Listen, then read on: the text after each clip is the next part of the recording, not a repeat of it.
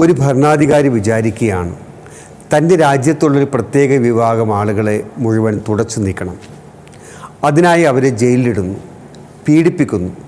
പക്ഷേ ആ ജയിലിൻ്റെ ചുമരുകൾക്കുള്ളിൽ വെച്ച് തന്നെ ആ ഭരണാധികാരിയുടെ ആളുകൾ തടവുകാരുടെ വിശ്വാസത്തിലേക്ക് മാറിയാൽ എങ്ങനെയുണ്ടാവും? അതാണ് വിശുദ്ധ മർസിലിനസിൻ്റെയും പീറ്ററിൻ്റെയും കഥ. AD 4-ാം നൂറ്റാണ്ടിൻ്റെ തുടക്കം.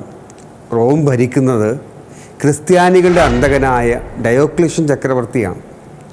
ആ സമയത്ത് റോമിൽ ജീവിച്ചിരുന്ന പ്രശസ്തനായൊരു വൈദികനായിരുന്നു മർസിലിനസ്. അദ്ദേഹത്തിനൊപ്പം പീറ്റർ എന്നൊരു സഭാ ശുശ്രൂഷകനുണ്ടായിരുന്നു. ഇവർ രണ്ടുപേരും ജനങ്ങളെ സ്വാധീനിച്ചിരുന്നു എന്ന് മനസ്സിലാക്കിയ ചക്രവർത്തി ഇവരെ പിടിച്ച് അക്കാലത്തെ ഏറ്റവും ഭീകരമായ ഒരു തടവറയ്ക്കുള്ളിലേക്ക് അടച്ചു. വലിപ്പമേറിയ ഇരുമ്പ് ചങ്ങലകളാൽ അവരെ ബന്ധിച്ചു.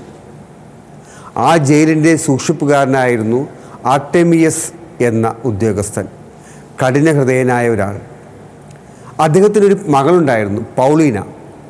ആ പാവം പെൺകുട്ടിക്ക് ഒരു ഭീകരമായ രോഗം ബാധിച്ചിരിക്കുകയായിരുന്നു.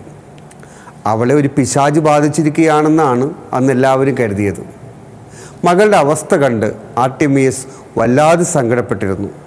ഇതറിഞ്ഞ പീറ്റർ ജയിലിനുള്ളിൽ കിടന്നുകൊണ്ട് ആർട്ടെമിയസിനോട് പറഞ്ഞു, നിന്റെ മകളെ സുഖപ്പെടുത്താൻ ഞാൻ വിശ്വസിക്കുന്ന ദൈവത്തിന് സാധിക്കും. ആർട്ടെമിയസ് അത് വിശ്വസിച്ചില്ല.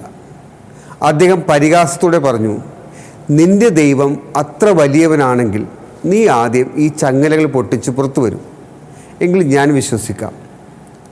അന്ന് രാത്രി ജയിലിനുള്ളിൽ ഒരു അത്ഭുതം നടന്നു. മർസിലിനസും പീറ്ററും പ്രാർത്ഥിച്ചുകൊണ്ടിരുന്നപ്പോൾ അവരുടെ കൈകളിലെ ചങ്ങലകൾ തനിയെ അഴിഞ്ഞു വീണു. അവർ ജയിലിന് പുറത്തേക്ക് നടന്നു വന്നു. ഇത് കണ്ട് ആർട്ടെമിയസ് ഞെട്ടിപ്പോയി.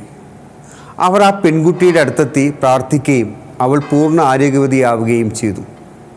ഈ അത്ഭുതം കണ്ട ആർട്ടെമിയസും അദ്ദേഹത്തിൻ്റെ ഭാര്യയും മകളും മാത്രമല്ല, ആ ജയിലിലുണ്ടായിരുന്ന മറ്റ് തടവുകാരും കാവൽക്കാരും ഉൾപ്പെടെ വലിയൊരു സംഘം ആളുകൾ ക്രിസ്തു മതം സ്വീകരിക്കാൻ തയ്യാറായി.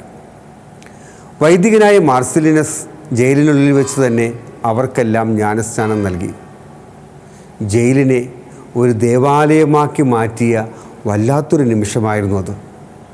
ഇതറിഞ്ഞ് ചക്രവർത്തി അത്യധികം കോപിഷ്ഠനായി.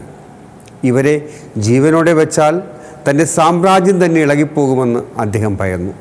അതുകൊണ്ട് അവരെ രഹസ്യമായി കൊലപ്പെടുത്താൻ ഉത്തരവിട്ടു.